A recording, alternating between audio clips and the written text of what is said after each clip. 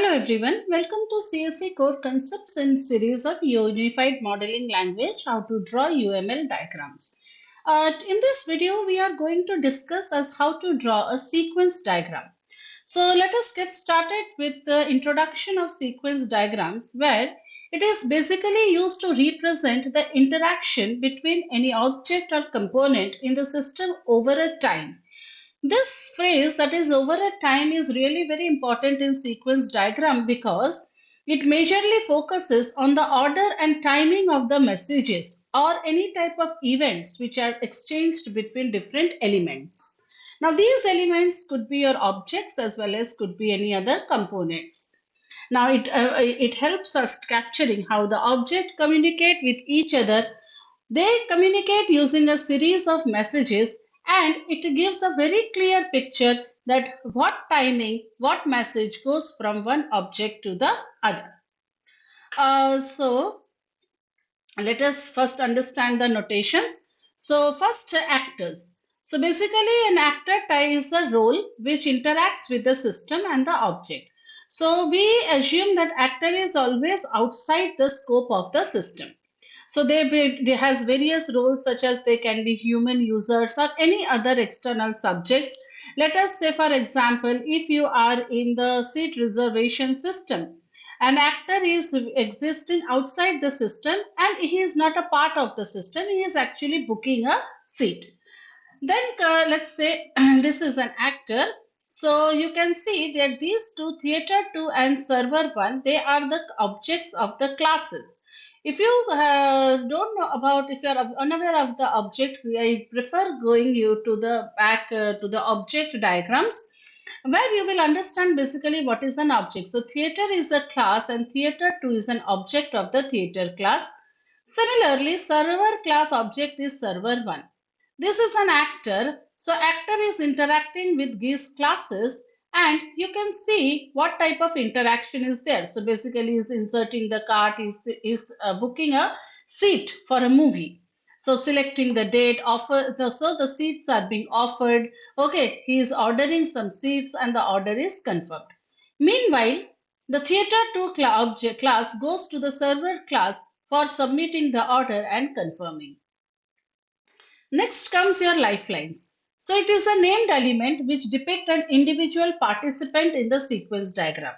So this theater 2 and server 1. Okay, so that is a lifeline. So you can also say lifeline is an instance in the sequence diagram. Like theater 2 is an instance of the class theater.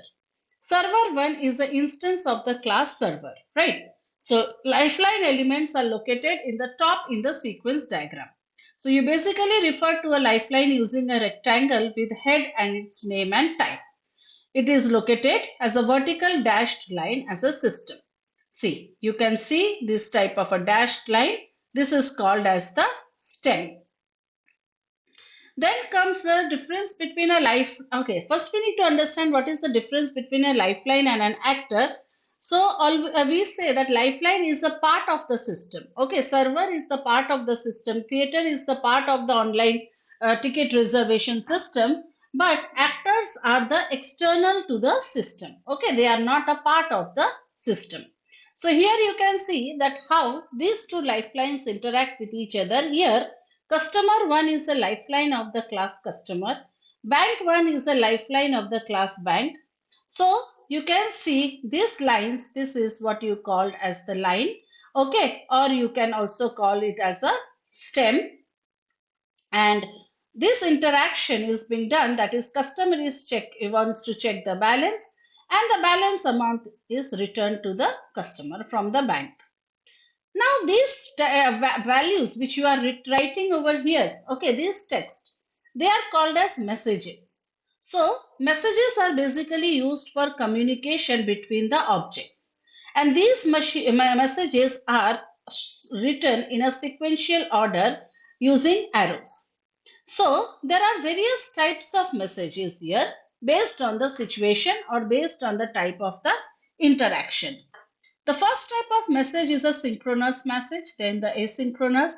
Then you have the part, we will come across it. So let us get started with the synchronous message.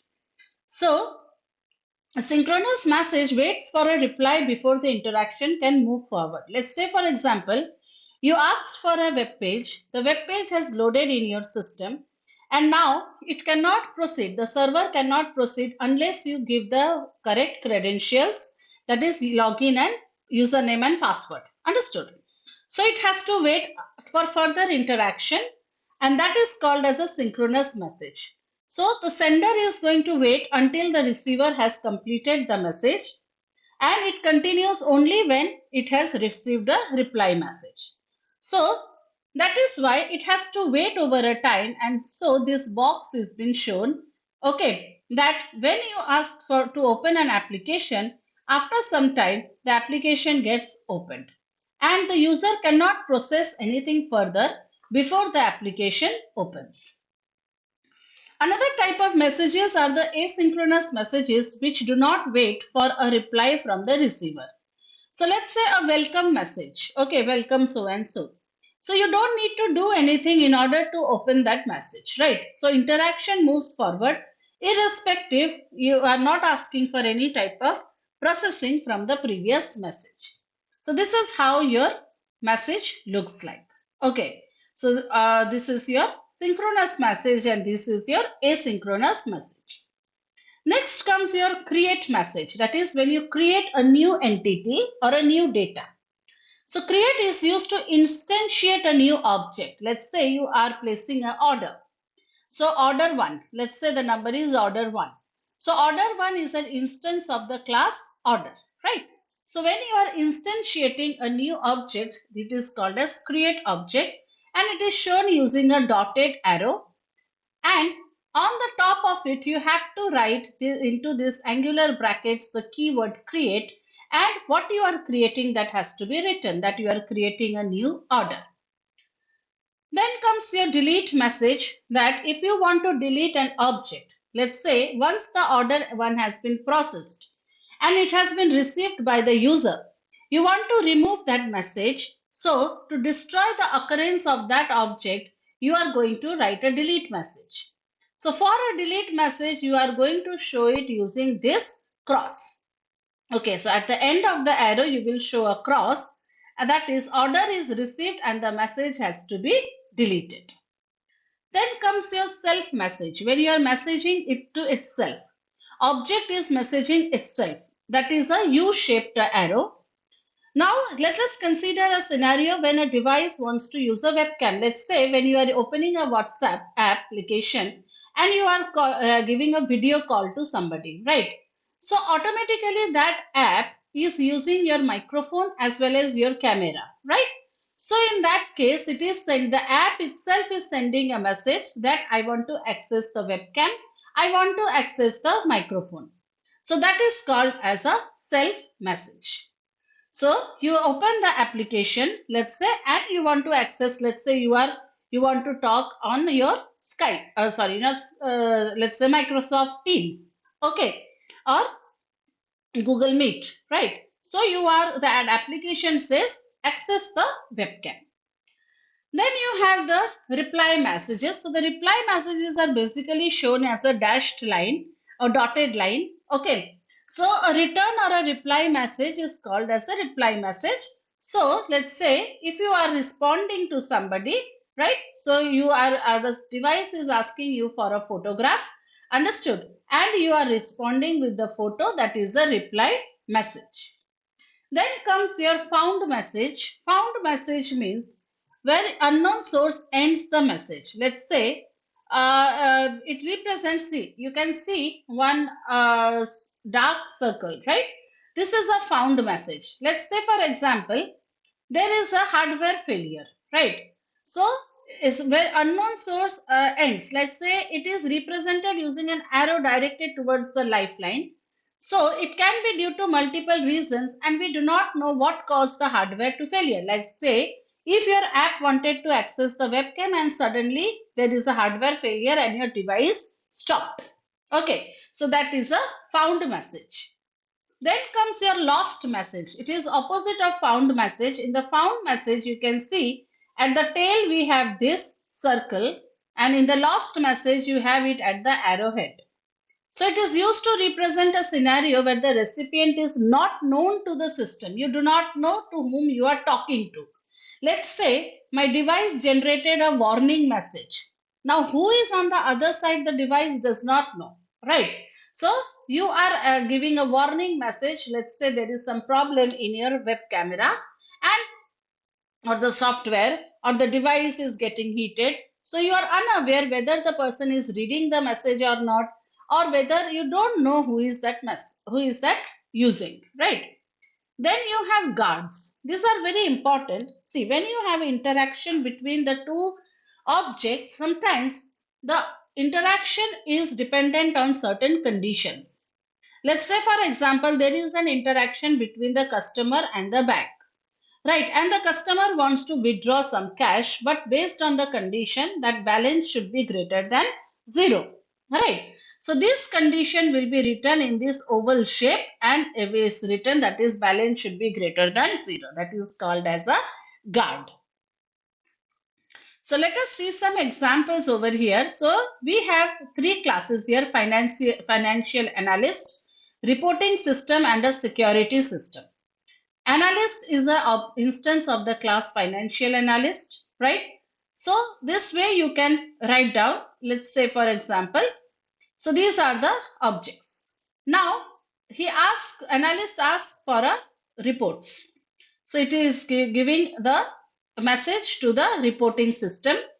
Now reports can be given only if the security is cleared based on the user ID who is asking for the reports. So for getting the security clearance, you can go for the security system. Now after a while, this is the time waiting. After a while, the user clearance comes and the reports are generated. So you can see this box is between the sending of the message and the reply of the message. There is some time gap.